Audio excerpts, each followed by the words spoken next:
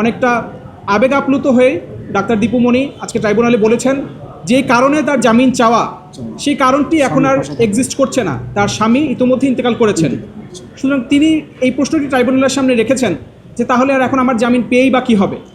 সাবেক মন্ত্রী ডাক্তার দীপুমণি এই ট্রাইব্যুনালে যেই মামলায় গ্রেফতার হয়েছেন, আটক আছেন, এই মামলায় তার বিরুদ্ধে 2024 সালের অক্টোবর মাসে ওয়ারেন্ট ইস্যু করা হয় এবং তারপরে ওনাকে এই মামলায় গ্রেফতার দেখানো হয় এবং উনি আজ পর্যন্ত এই মামলায় উনি আটক আছেন।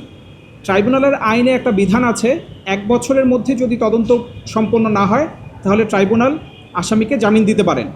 রূপায়ণ lake castle, welcome to the land of piece. এবং যদি ট্রাইব্যুনাল সন্তুষ্ট হন তাহলে আরও 6 মাস এই মেয়াদ বৃদ্ধি করতে পারেন। আমরা এই 1 বছর 6 মাস অতিক্রান্ত হওয়ার পরে গত 26 এপ্রিল 2026 তারিখে ডাক্তার দীপুমণির পক্ষে একটা জামিন আবেদন ট্রাইব্যুনালে দাখিল করেছিলাম।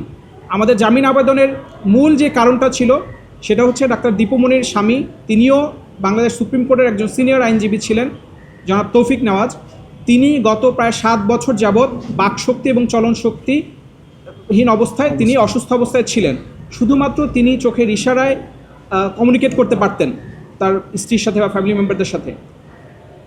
স্বামীর অসুস্থতার কারণে স্বামীর পাশে থাকার জন্য আমরা এই জামিন আবেদনটি করেছিলাম এবং এই ট্রাইব্যুনালে গত যে তারিখ ধার্য ছিল এই মামলার, তখন ডাক্তার দীপুমণি ট্রাইব্যুনালে যেটা বলেছেন, ট্রাইব্যুনাল তখন আমাদের জামিন আবেদন শুনানির পরে বলেছিলেন যে বাসায় গিয়ে কী করবেন।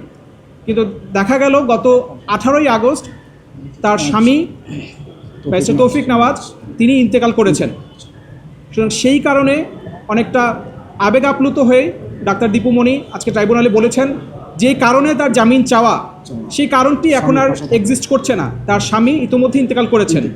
সুতরাং তিনি এই প্রশ্নটি ট্রাইব্যুনালের সামনে রেখেছেন যে তাহলে আর এখন আমার জামিন পেয়েই বা কী হবে। আপনাদের সামনে আরেকটু উল্লেখ করতে চাই, গত বছর এপ্রিল মাসে 2025-এর 30শে এপ্রিল আমরা এই ট্রাইব্যুনালে ডাক্তার দীপুমণিকে প্যারোলে মুক্তির জন্য একটি আবেদন করেছিলাম। প্যারোল মুক্তির নীতিমালা 2016 অনুযায়ী এই আবেদনটা আমরা করেছিলাম যে তার স্বামী তখন একটি অপারেশন হওয়ার কথা ছিল। সেই অপারেশনের সময় ডাক্তার দীপুমণি শুধু তিনি একজন আইনজীবী নন, তিনি একজন চিকিৎসক।